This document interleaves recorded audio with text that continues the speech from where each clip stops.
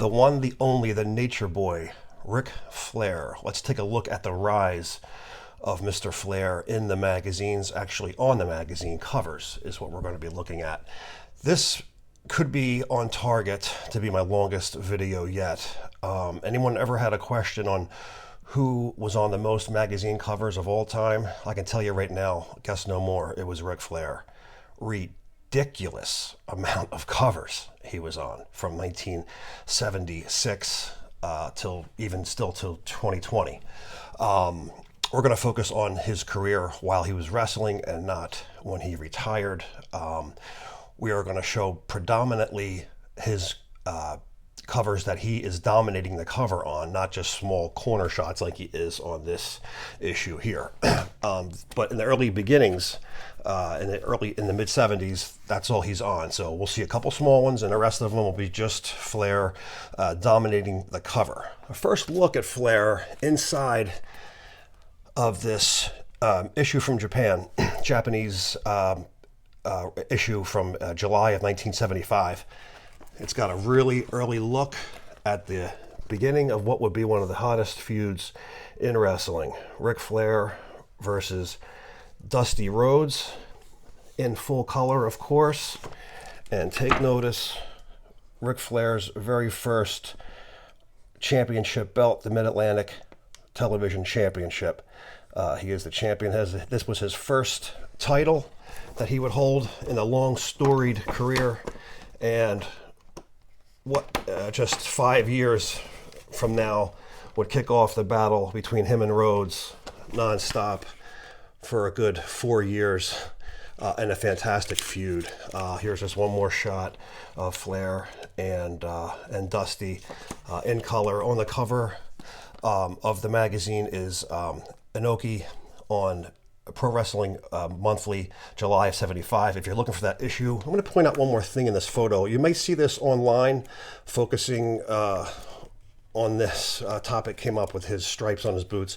Where is it? If anyone who knows, you can see Flair's stripes on the boots. You know what that means. Those who know, and those who know don't need it explained. Yep, there it is, the connection to the Andersons.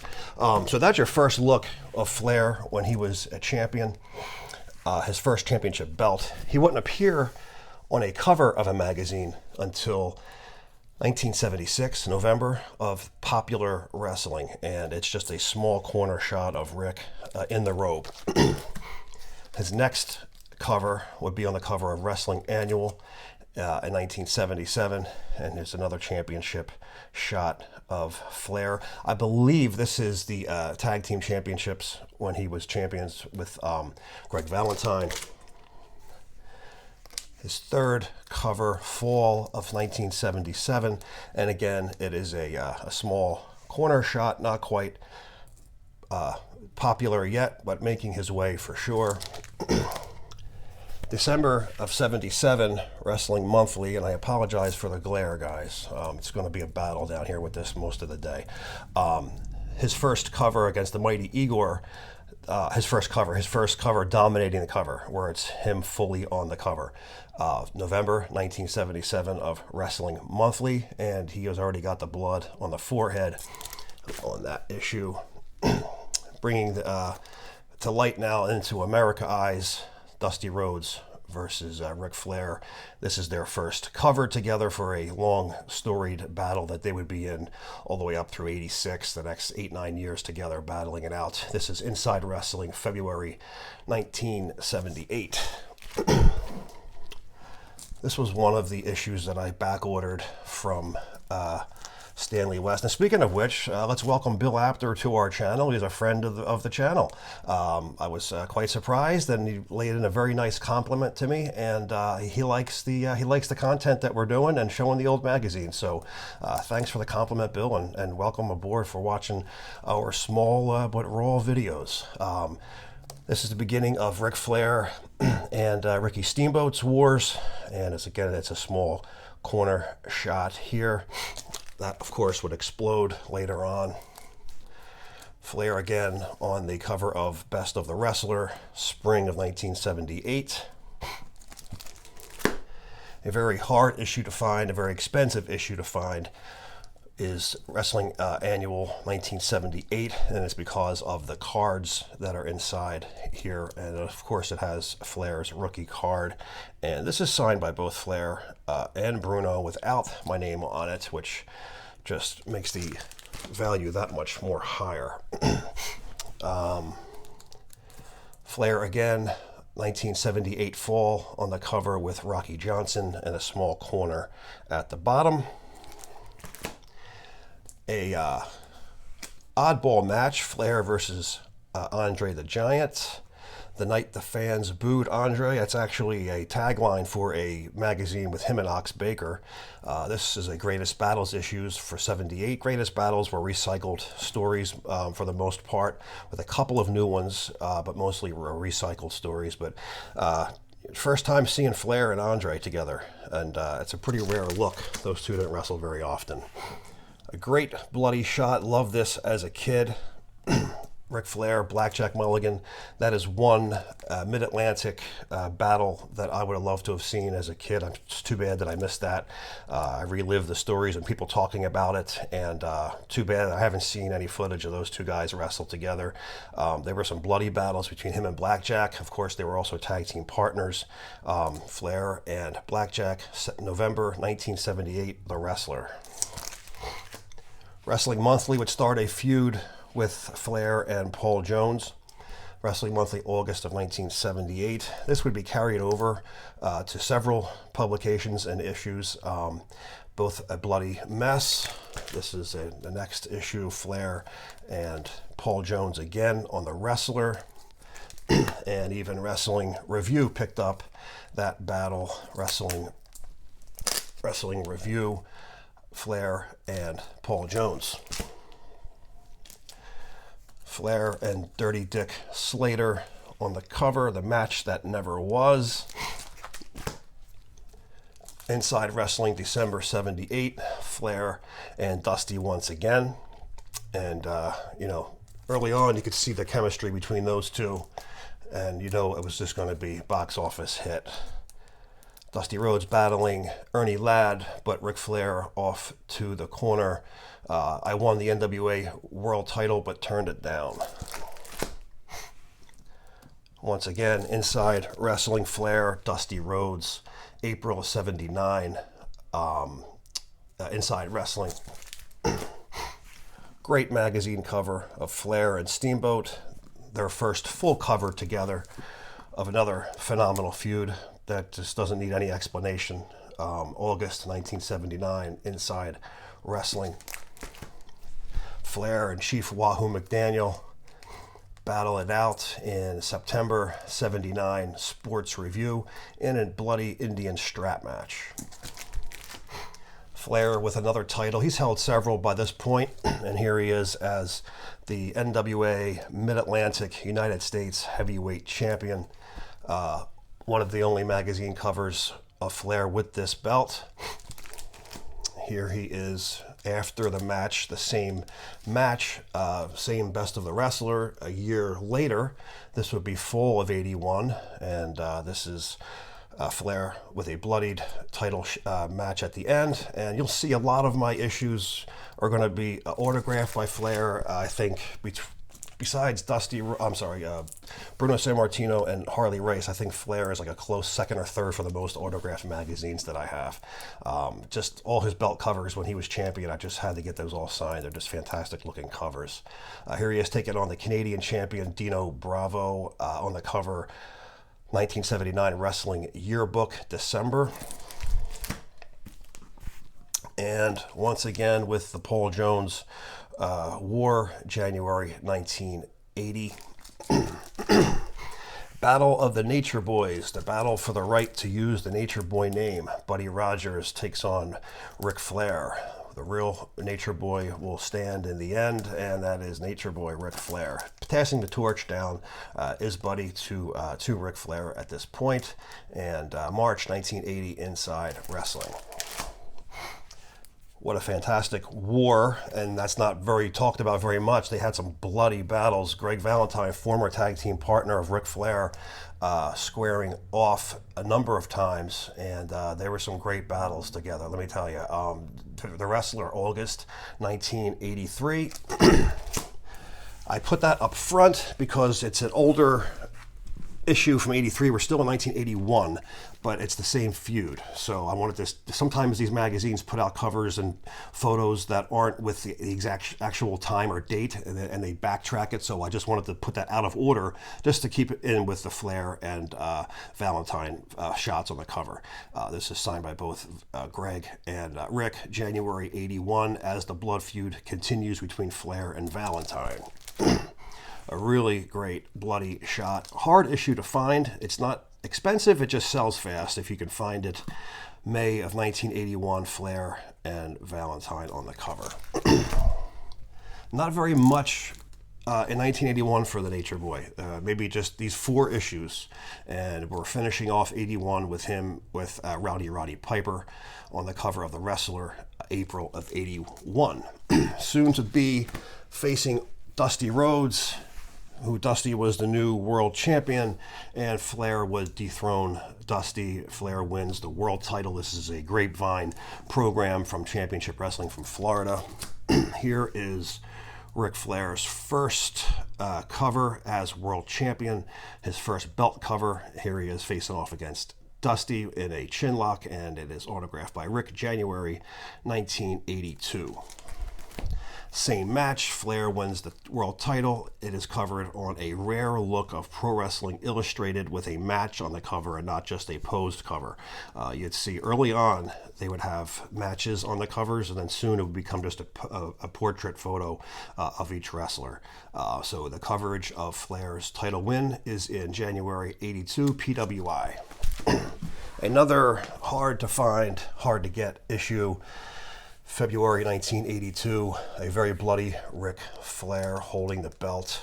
I wish he was holding the belt outward. He's holding it inward, but nonetheless, a great shot, a hard issue to find, and when you do, the people gouge the hell out of you on it. So stay on it and keep looking. Someone's bound to put one up who doesn't realize it's worth a lot of money. You can get lucky and find it. eBay would be your best bet, but if you really want it bad enough, you're going to have to pay a little bit. From that same match, covered, Ric Flair is on the cover of Gong, Invitation to the Ring. And I just wanted to show you the one photo inside, which is a really cool bloody photo that everybody really loves. If I can find it here. And here is Rick with the another bloody shot that just looks fantastic. That should have been a cover in itself, but it is inside this issue of Gong. They're covering Flair's title matches in Japan, soon to be on tour in Japan with that world title. This is the March 82 year-end awards. Flair is winning Wrestler of the Year, Most Improved Wrestler of the Year, which would be former champion Tommy Rich. No, it is not Ric Flair, but Tommy Rich on the cover. Rare shot of Tommy. He was the world champion just before Ric Flair. It's a stunningly close look to the Nature Boy, and they would have their battle of the Golden Boys. February 1982, Flair versus Wildfire Tommy Rich. And this is signed by both men. Great cover. Love that shot. And of course, Flair would become victorious of that battle. Here is Flair on his first posed PWI cover as world champion. Ric Flair, I hate being champion. Reason being, everyone's out to get you. You never have a moment's rest. You're on the road constantly, and someone's always trying to kill you. Flair would take on Jack Briscoe, former world champion, April 1982. Ric Flair would have another battle with Tommy Rich that would go on in Georgia for several months. This is May of 1982, Sports Review. And Steamboat and Flair battle it out for the NWA World Title, June of 1982, on the cover of The Wrestler. You can see Flair is on a ton of covers. We're still just in 1982, summer of 82, battling it out with Blackjack once again. This is a throwback article and a throwback match photo on the cover of the Best of the Wrestler. That feud had already been finished. By that point, Blackjack was in the WWF in 82. Mid-Atlantic magazine sold in the Crockett territory with Flair with the gold. Ric Flair, Wrestling World, 1982 of the Fall, battling Jimmy Superfly Snuka. Another rare match. Flair, Ted DiBiase, November of 82. For some reason, this magazine is also difficult to find. Not expensive, but it's not up very often. Flair would take on the World Wrestling Federation heavyweight champion Bob Backlund in a match, I believe, at the Omni, and no coverage of that has ever been released except for some photos. And this is autographed by Backlund, Flair. Also, Snuka and Ivan Putski had signed this cover. Great looking cover of Backlund and Flair. Most of the magazines would cover that, and Wrestling Scene also put it on their cover on... of course, they're terrible for putting dates on it. It's not listed here. There's no, December. They put the month usually, and it's hidden really small, and usually inside is when they put the year. So sometimes they're a real pain in the ass finding out what issue it is without opening it. So December 82, Wrestling Scene, Flair and Backlund. Once again, Flair and Backlund on the cover of Wrestling Superstars. And this is the winter 1982 issue. Also at the bottom, the Freebirds with the National Tag Team Championship belts. The Japanese would also showcase this matchup, and the inside here are some fantastic color photos. It's the closest that you're going to get to a video. The color photos are excellent in this issue. It is September 1982, and it's also being taken from the Championship Wrestling in Florida TV taping, and Gordon Soley interviewing both the champions with both the belts. This is the first time a color commentator would be featured on the cover of a magazine with the wrestlers. First and only time. Unless you count McMahon later on in the 90s, but I don't.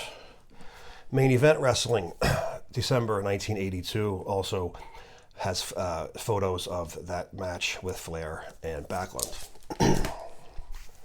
Wrestling Review, showing all three champions, AWA champion Nick Bockwinkel, Bob Backlund, and Flair. This is September 1982 Wrestling Review, champion issue. Flair would defend that title against Cowboy Ron Bass, and if I'm wrong, I'm off by one. This is Cowboy Ron Bass's only time he was ever on a cover. March of 1983. I can't think. I was a Bass fan, and I've checked, and this is the only magazine cover. And if it wasn't for the title match with Flair, he probably wouldn't even have made one. Ric Flair now taking on Hacksaw Butch Reed in May of Wrestling Scene. Wrestler June 83 now taking on Barry Windham, and they would have a series of fantastic matches together. One being Battle of the Belts in Florida, and several trips to Florida. Flair would make and defend the title against Windham. This is another signed NWA Mid-Atlantic, NWA magazine with Flair on the cover, and he is the champion. It's just the belt is probably behind the robe.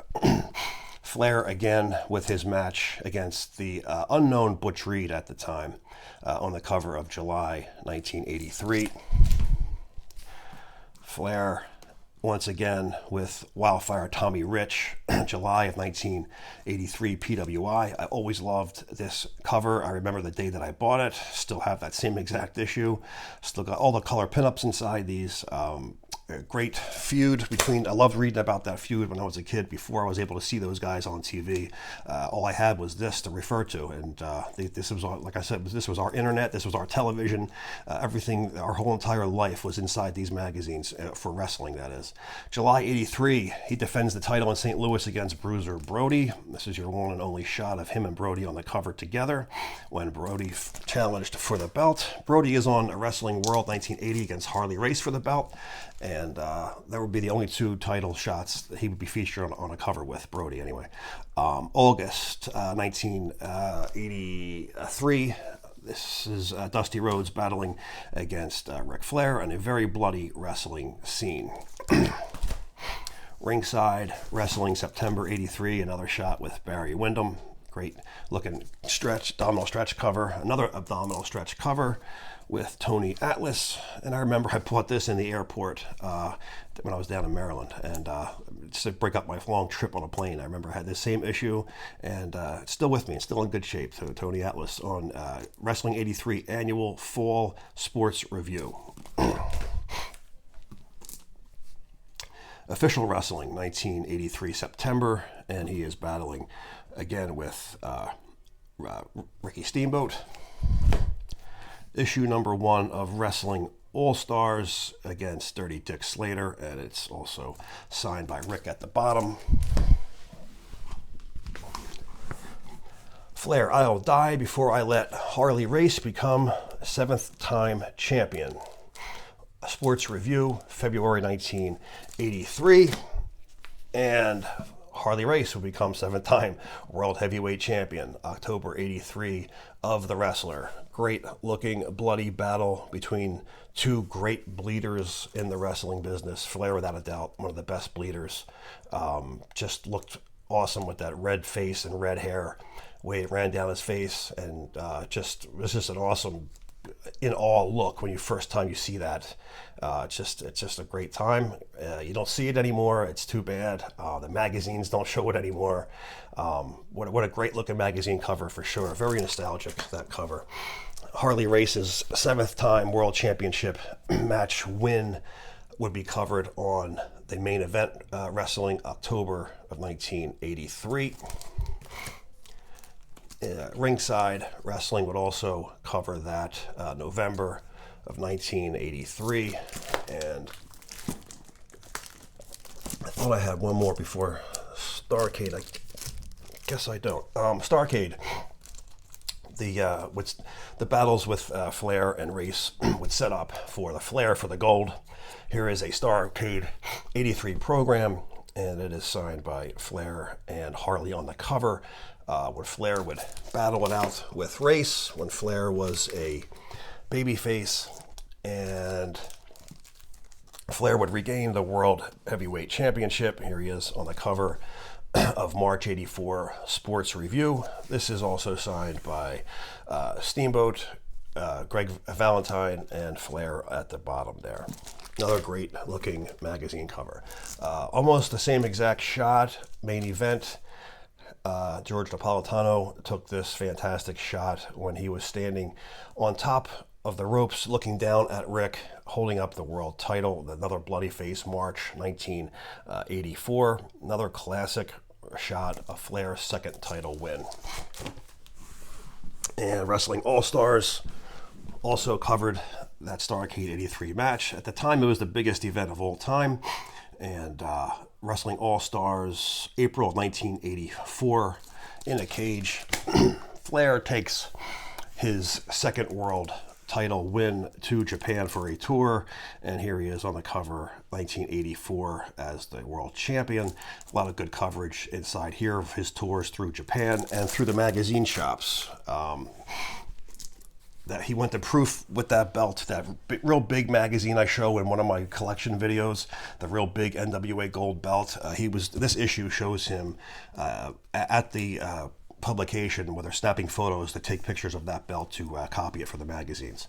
1984, the wrestler Flair, when he was Missouri champion, in between his world championship matches, he had lost to Race, and he picked up the Missouri title, and then David would beat Flair for the Missouri title. This is covering it in this issue, February 1984.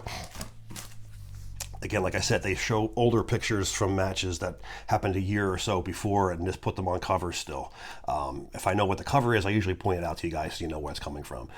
This is just a shot, June of 84, with Mike Rotundo on the cover.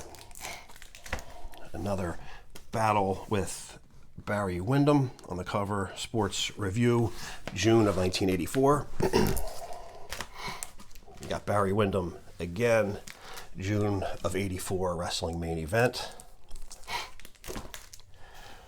Some say the greatest wrestling magazine cover of all time. Ric Flair with the suit, autographed 16 times, world champion, second chance at greatness, his second posed PWI cover, his first with the second time around, and April of 1984, Ric Flair, Pro Wrestling Illustrated.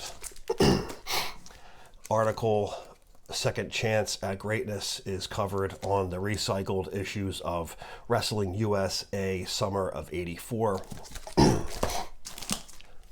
A very out of focus, low budget cover from a very low budget publication. Official Wrestling was only around for maybe 8 or 9 issues from '83 to middle of '84. This is May '84, Roddy Piper and Flair, and who knows when this photo was taken. It's an older shot for sure. Championship Wrestling, July '84, Flair and Mike Rotundo on the cover. Flair and Barry Windham on the cover of Wrestling Scene, July 1984. Also July '84, Sports Review Wrestling, Bam Bam Terry Gordy on the cover with Flair. And Ric Flair would drop the world title to Kerry Von Erich in Texas. And this is your first shot at Kerry with the world title on the cover. Ringside Wrestling picked up the coverage to that event also from the Parade of Champions, September 1984. Flair would travel to Japan with Kerry and win the title back. And here is his third reign world title cover on the cover of PWI after winning the match against Kerry Von Erich. And of course, it is beautifully signed by Rick. He's there with all the trophies. When you got big trophies when you won matches in Japan, especially title matches. And it's just an awesome presentation at the end. Great looking shot taken right there to make it to the cover of PWI. Probably one of the best covers I've seen from PWI. While in Japan, of course, this is called the Big Wrestler issue from, I believe it's May, and this covers the match between him and Kerry also, and it's just a Japanese cover. It's fully in color. I guess 90% of it. There is some black and white in this issue, but predominantly it's the whole magazine's in color. Very thick, almost 200 pages. Big Wrestler always packed in some great stories and great photos. Here is Rick back on the cover of Inside Wrestling after taking the title for the third time. Of course, this is an older picture from his first title run. His hair is a lot longer. He's wearing different trunks. Only diehard fans would even be able to point that out at this point. July of 1984, the night of the Champions, the first time it's been to the New York, New Jersey area since Buddy Rogers, well over 20 years, would the NWA title be defended in the Northeast. Night of the Champions, this is the event program to that night. He would take on Ricky Steamboat and defend the title against Steamboat at the Brendan Byrne Arena. Here is main event's coverage of that match. NWA comes east, and Flair and Steamboat September 1984 of the main event wrestling. September 1984's coverage of a Sports Review, and is also against Steamboat, same match from the Night of the Champions. And Wrestling World would also capitalize on that with their cover with Steamboat. Ringside Wrestling as well, and this is November's issue, 1984, and Ringside was also put out by Wrestling Scene, Wrestling All-Stars. It's the same company that put those issues out. Flair with Butch Reed on the cover of September 1984. Flair and Ronnie Garvin on the cover of The Wrestler, October 1984. Winter 1984, and it's just a shot of Flair defending the title against Tommy Rich, and it's also a rehashed article from the magnificent Battle of the Golden Boys that we looked at earlier. And in case you missed that issue, you were able to catch that, 2 years later. They're covering it in a Wrestler Annual, which was formerly Best of the Wrestler turned Wrestler Annual. Wrestling World. And this is December 84, and Kerry Von Erich trying to get the world title back. They would have a series of matches together, just some cash grab matches throughout smaller towns to generate some more fame for Kerry. Who knows where he could have gone at this point. Wrestling business was about to take a major change, so who really knows, right? 1984 Starrcade program. Back at it, going for the world title, Flair versus Dusty Rhodes, and that is the event programmed to that event. January of 1985, Kerry Von Erich and Ric Flair continue to battle it out. Chief Wahoo McDaniel and Ric Flair, January 85, very bloodied up shot of Ric Flair. And here is Starrcade's coverage from that program we just looked at a second ago, Inside Sports Review, March of '85, and this will have a full coverage of Starrcade. Sports Review was great at covering all the big events from the NWA and the AWA. AWA didn't have too many, but mostly NWA. Sports Review was usually the one, and it was usually in their March issue.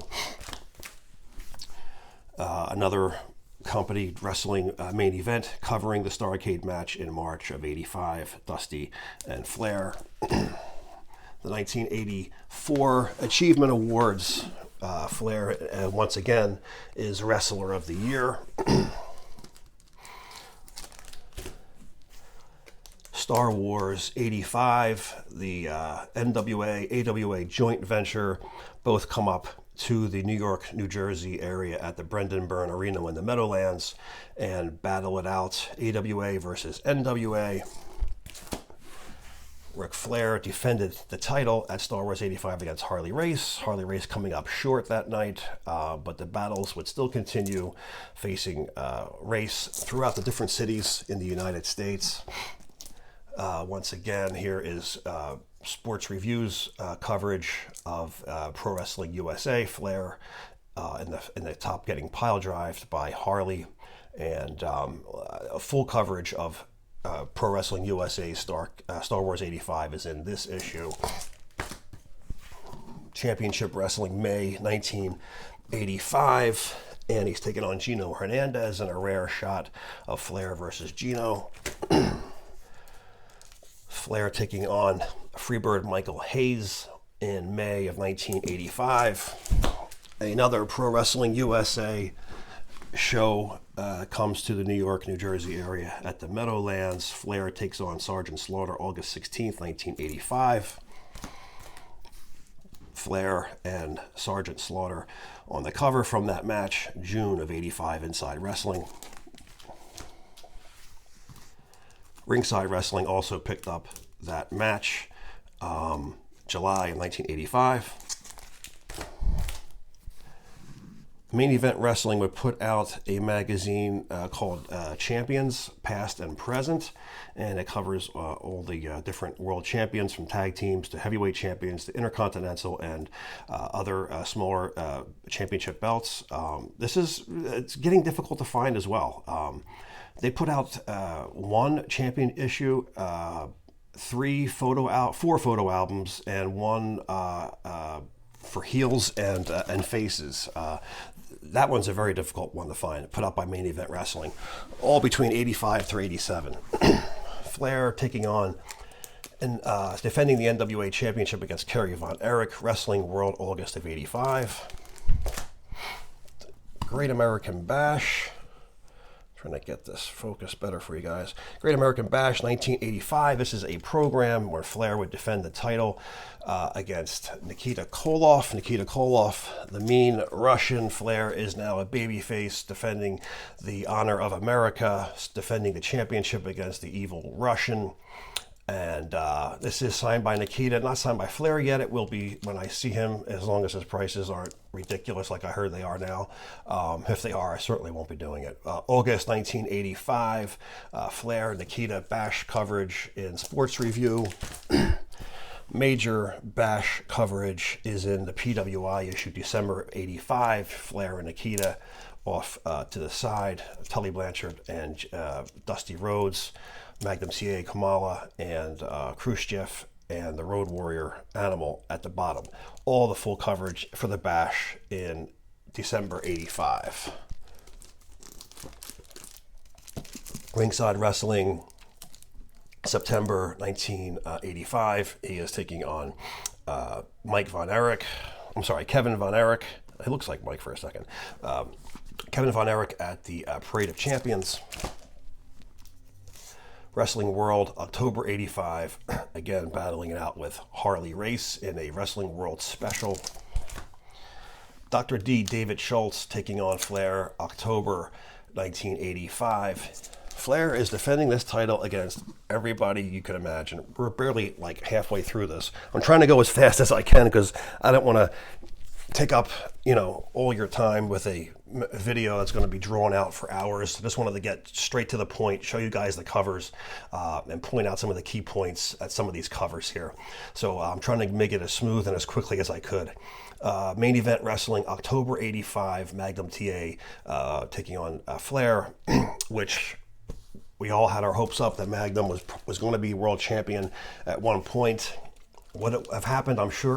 Would it have happened? Who knows what would have happened if it did? The business had changed so much within the next year. It's ridiculous.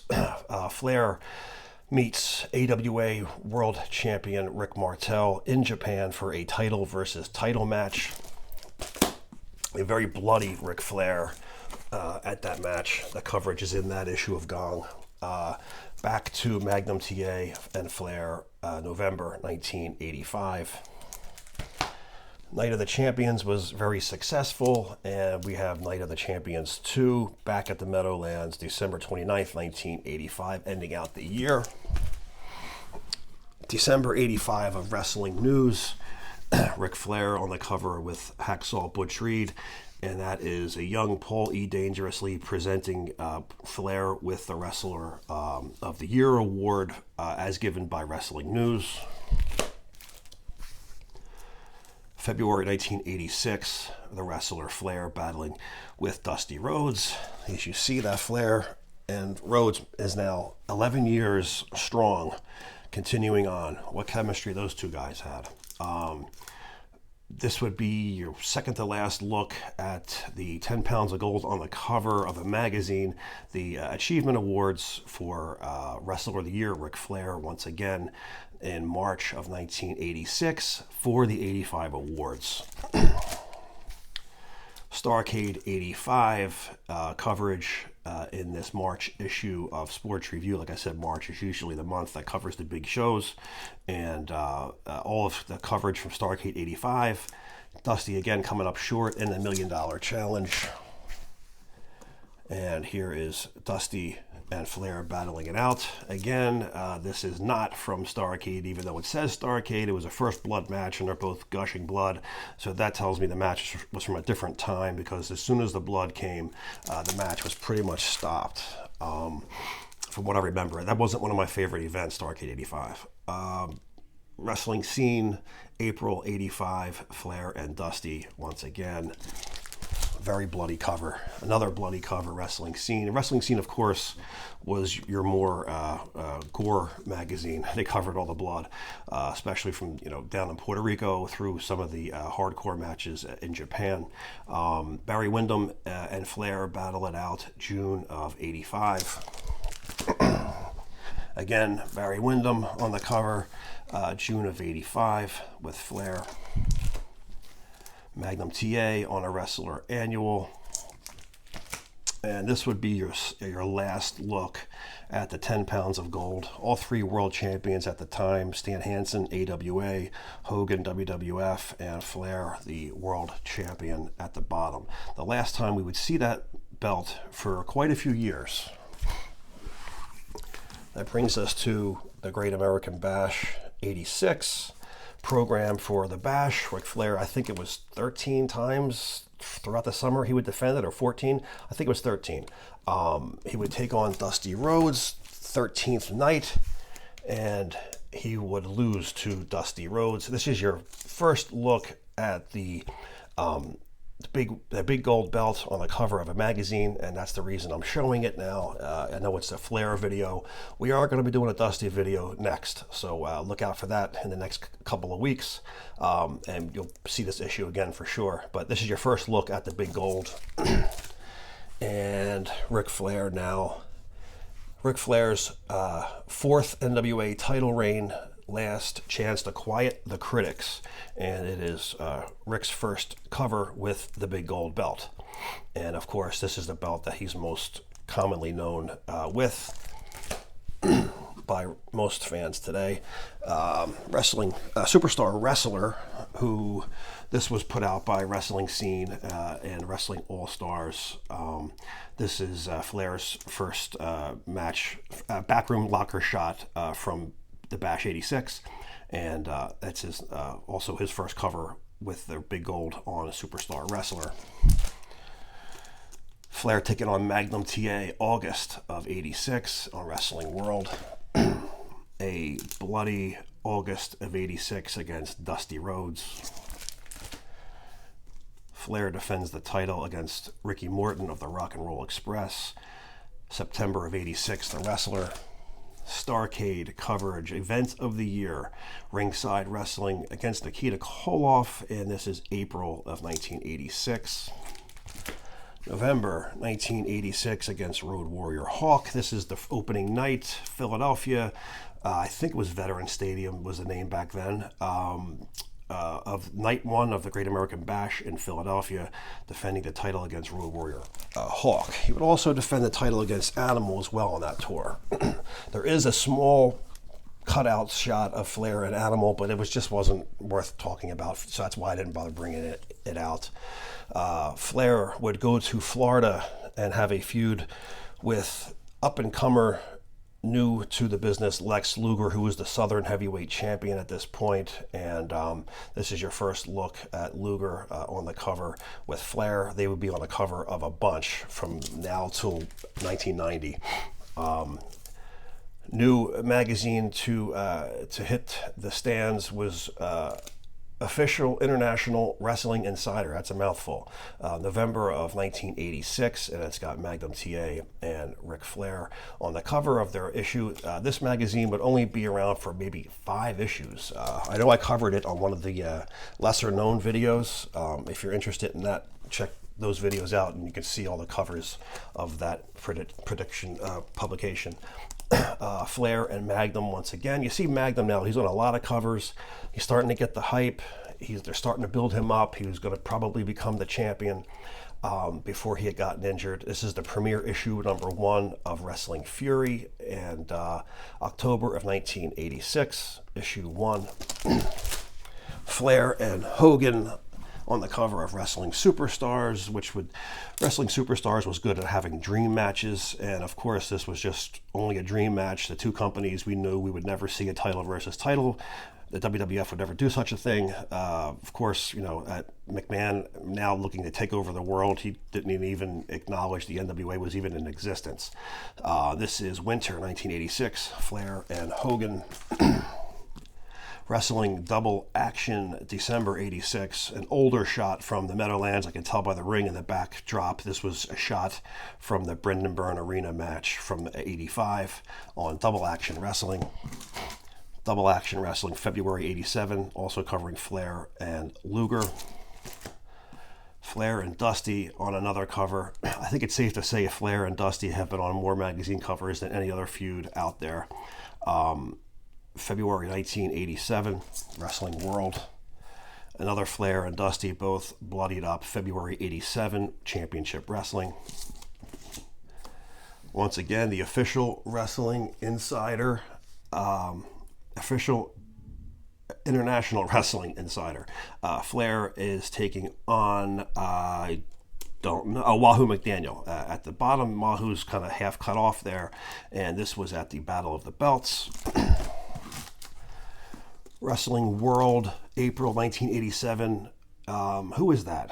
I think it's Dusty Rhodes. I know we didn't see much of Dusty versus Flair. Yeah, I believe it's Dusty. And Wrestling World, April 1987. Wrestling Action, Ricky Morton taking on Ric Flair, June of 87. Ricky Morton once again on Gold Belt Wrestling from the Bash in a Cage, June 1987. Official International Wrestling Insider against Barry Windham, August 87.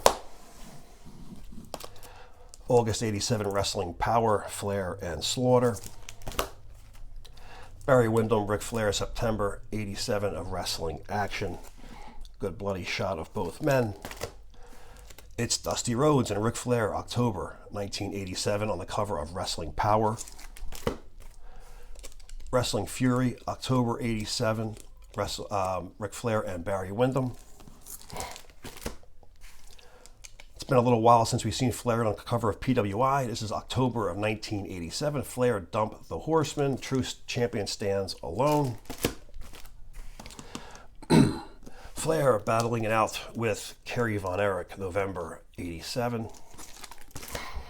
Issue number 1, and also the event program to Philadelphia's The Bunkhouse Stampede, December 1987. And this was also, like I said, issue number 1 of NWA Pro Wrestling Digest. They gave these out as a program for the first few arenas with different lineup sheets that come apart, that just a separate sheet of paper that we had gotten when we went to the Civic Center in Philly.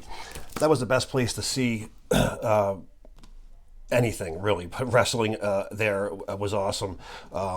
As soon as we hit a few NWA shows when they were first new, we never went to another Spectrum show again. The WWF was like done with us, and every match there was violent and bloody and just what the Philly fans loved, and it was just a great place to see wrestling at this old Civic Center in Philly. December 87 against Barry Windham. There's quite a few with Barry Windham. I might be equaled with Dusty, and yeah, here he is again. Barry Windham, Double Action Wrestling, January 88. Ric Flair, Wrestler, February 1988. Ric Flair admits, "I'm nothing without my belt."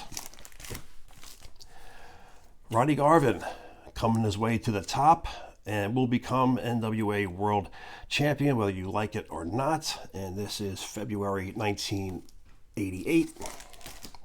Here's your first look at Ronnie Garvin as World Champion, small corner pick, taking on Ric Flair here, March of 88.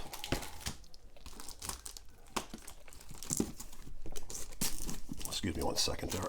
Flair taking on Nikita Koloff, May of 1987, Sports Review with a bloody Flair. And Sting makes his debut on the cover with Flair in June of 1988. Bash 88 program for I'm trying to see who was Flair. This this wasn't mine. I had bought this. Okay, this came from Kentucky. This is a 4-man tag team match. Okay, I thought Flair was defending the title. It is signed by Larry Zbyszko, though.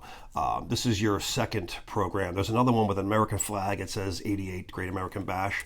I have that also. This was like the harder defined program from the house of that night that came with the lineup sheet. Main event, October 88. Flair, the real world champion. And there's a nice poster of Flair with the big gold in this issue of Main Event. Great looking cover of the Four Horsemen. Ric Flair, Tully Blanchard, J.J. Dillon, Arn Anderson, and Lex Luger. Every one of them with the gold except for Arn at this point. Another great Four Horsemen cover with Barry Windham instead of Luger in December of 88. Flair on the cover with the big gold on December 1988. Gold Belt Wrestling against Sting, December 88. I think I made a mistake. No Flair on this. Sorry about that, guys. Flair taking on Lex Luger. Now he is no longer a horseman, and rumor had it that they were setting up Luger to possibly become champion. WCW was about to take over. Ted Turner was about to take over for Crockett. The direction got all messed up and screwed up. So who knows what was or what would have. But nonetheless, February '89, Luger, young Lex Luger, now breaks off from the Four Horsemen and takes a title run with Flair, and they would be on a series of magazines together. Wrestling World also picked that feud up, and looking for the date, March of '89. Flair on the cover of Main Event, May of '89. Great looking shot of Ric there. PWI's first wrestler of the decade, and it is given to Ric Flair. And of course, on TV, Ric Flair, as he's given the award, Luger comes and crushes the trophy with the chair, which kicks off their feud even hotter than before. Flair and Luger square up at Starrcade '88. This is the cover of Sports Review, April of '89. Waiting in the wings was Ricky the Dragon Steamboat making his return to the NWA, and Ricky Steamboat wins the NWA World title. I hate how they wrote Rick Steamboat, not Ricky, they call him Rick Steamboat wins Ric Flair's NWA belt. What the fuck does that mean? He won Ric Flair's NWA belt. No, Ricky Steamboat wins the World Heavyweight Championship. There, I fixed it for you. What a shitty cover. What a shitty tagline. I don't know. It's kind of like a dismissive to me. I don't know. It made it sound like he won Flair's belt and not the World Championship belt. I don't know. June of '89, Inside Wrestling. Great action shot, though, I gotta say. Even Tommy Young's face right there is like, oh. That same match would be on the cover of the Wrestler Annual, talking about the Steamboat Flair Wars. This is recycled stories, but never have they been put together like this for 78, 84, and 89. All of them are covered in this summer '89 annual issue. The Wrestler, August of '89, Supercard Sunday, and this has got Flair and Steamboat on the cover. Billionaire Ted and Ric Flair on the cover of Wrestling '89 fall issue.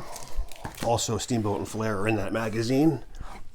Flair would win the world title back against Steamboat. Here is the night he won it back. Greeting him with a pile driver through the table was Terry Funk. September of 1989, The Wrestler. And that caused a lot of heat. This is your first look at Flair with his fifth reign. Or actually, was this his sixth? Because he had lost to Ronnie Garvin. Yeah, so third, fourth. Yeah, so Flair again showing off with the 10 pounds of gold. And here is Flair against Terry Funk in the I Quit match, March of 1990 of The Wrestler. And got the Great Muta on the cover, kicking Flair in the face. That was big news in Japan, in the Japanese issues as well.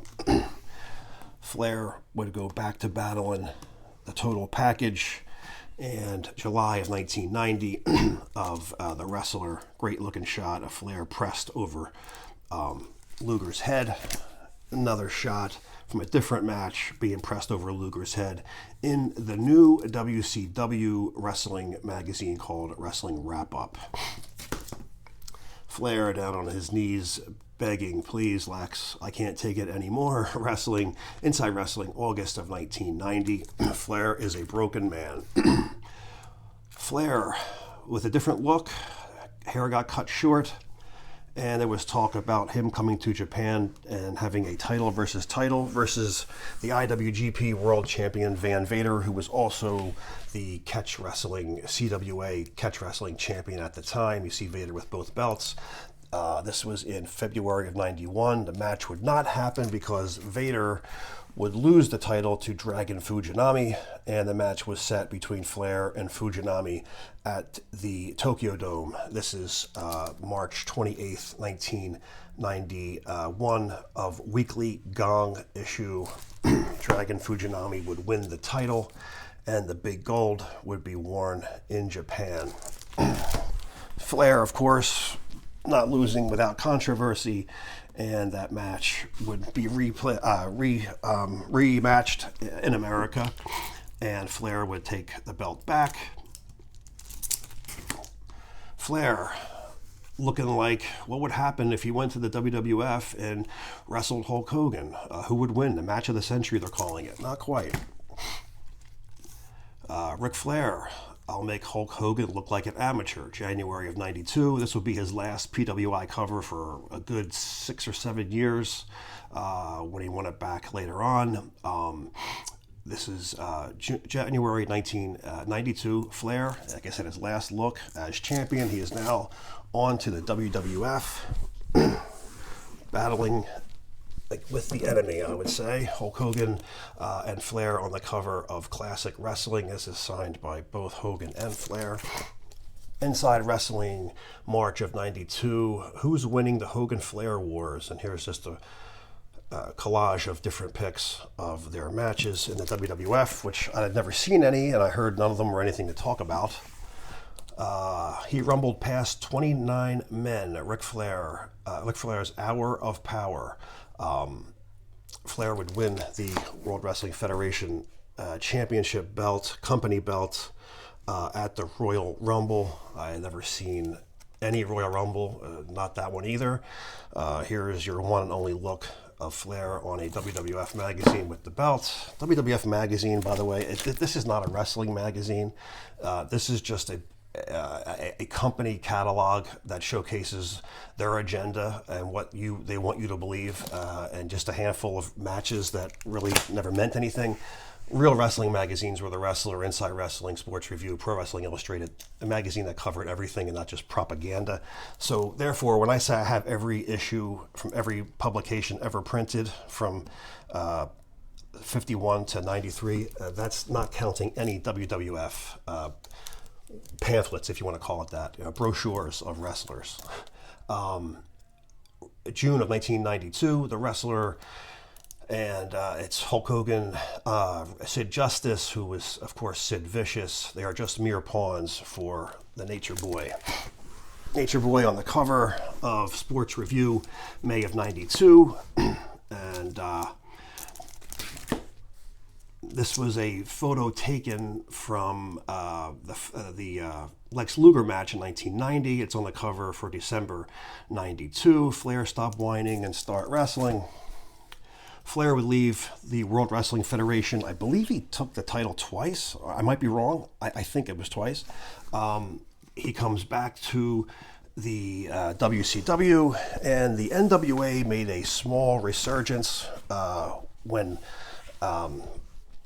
they changed presidents for the WWF. I'm sorry, for the WCW, and NWA was making its way slowly back into the WCW for a very short time period. So Barry Windham would have beat the Great Muta. The NWA was carried on by the president in Japan. Muta brought the title there after beating Chono. Flair would take the title from Barry Windham after Windham had beat the Great Muta. The only coverage of any of those that I just said are in these weekly PWI issues. These came out, I believe, just, you subscribe to it. They weren't on the newsstands, but it is Flair on the cover, winning, capturing the NWA title from Barry Windham, and this is your only look at him with the big gold belt on a cover, and it just happens to be a weekly newspaper that he's on the cover for. That would go into some controversy. That would change to, they would drop their affiliation with the NWA. It would become the big gold belt. It would be called the WCW International Heavyweight Championship, like Rick Rude would hold it. Sting held it. Sting is the champion of it now, of actually the WCW right now, and Flair is the champion of the it gets so confusing on what you want to call these belts. Anyway, it's a title versus title. Flair versus Sting, and Flair would take the championship belt of the WCW. This is his first look with the WCW World Heavyweight Championship belt. It was the old style, the one that Ron Simmons, Lex Luger, and Sting and Flair held, and Vader. They're the only guys that hold it. You can get a clear look at it there. Kind of looks like the WWF a little bit from afar, but no. This is the only magazine that has Flair on the cover with that belt. This is a great issue for history. It shows all the NWA World Champions inside, as well as the all the Starcades from the last 10 years. So all the information from the Starcades are in this issue, from Starcade 1 to this, the 10th one that he just beat Vader for when he became World Champion again. And that is on... I'm sorry, guys, there's no date. I hate these magazines when they do that. I will put a note, I'm sorry, April 84. See how hard it is to find that? April 84, WCW magazine, and it's your only look at Flair with the WCW belt.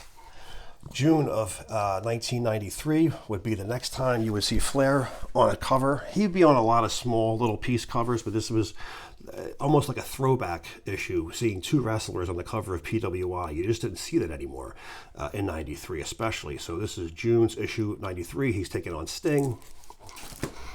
And he's back talking about Hulk Hogan is now taking on Ric Flair, and they are going to battle for the 10 pounds of gold. I'm sorry, for the big gold. The 10 pounds of gold is back on the cover for the first time in nearly 10 years, with Dan the Beast Severn on the cover with that belt, as well as the UFC Championship belt. Was not a fan of these magazines because they're cut way shorter. They're cut to like a comic book size. I was really done buying these since from 93. I picked up this only because of Dan Severn being on the cover. It's the only reason I had this, but it also falls into the line for Ric Flair being on the cover too. September of 1985. Flair is on another cover when he wins the belt back from Uncensored 98 against Hogan, or Uncensored 99. He beats him for the belt. It's on a small corner, a bloody face of Flair holding the belt. I can't find it. I looked everywhere. It's in another pile. You're not missing nothing. Here is Flair on the cover of Wrestling World from that same match, and it's a much better photo of him being bloody on the cover, but he was the champion on another PWI. When I find it for the next video, I'll just show it real quick in the beginning just so you can see what it looks like. But this is a special blood issue of Wrestling World.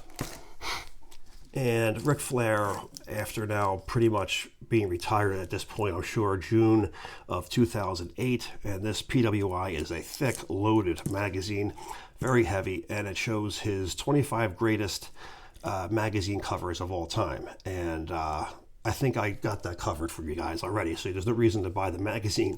I just showed you 25 plus 125 more. So PWI, June of 85, has Flair back on the cover. Behind him are all the magazines right here, which I thought are really cool looking backdrop for that. Just thought it was a cool magazine, so I thought I'd grab that. And finally, a new publication started called Inside the Ropes. I have no idea if it's still in business, in publication. It's got Flair. They chose him to be on issue number 1. The first issue came out in October 2020. I had to order this from the UK, I believe. It's not an American issue, but you can have it delivered and mailed to you. I guess it's quarterly. If it's even still in publication, I don't know. I didn't really care for the magazine that much. They said they were going to go to an old school style and have it like the old Apter magazines. As a matter of fact, Bill Apter is in this issue at the back. He writes each month with something called the Apter Chat. Let's see if I can find it. I can't see it. It's just a small... I can't. I may have torn it out because I wanted to get to it fast. Yeah, I must have torn it out. So this would be his last magazine cover. Of course, it's an old throwback photo of him. This isn't from 2020, but it's just good to see Flair on the cover and still being remembered for the success the guy's had throughout his entire storied career. One of the best, if not the best, world champions, the most decorated champion that the NWA and the world has ever seen. And this is just the rise from the very beginning in 1975 with Dusty Rhodes, and finishing up until 2020. You've seen every one of the greatest covers that Flair was ever on. All right, guys, an hour and 4 minutes. Good Lord. Hope you enjoyed it. We'll see you on Dusty Rhodes. That'll be coming up next.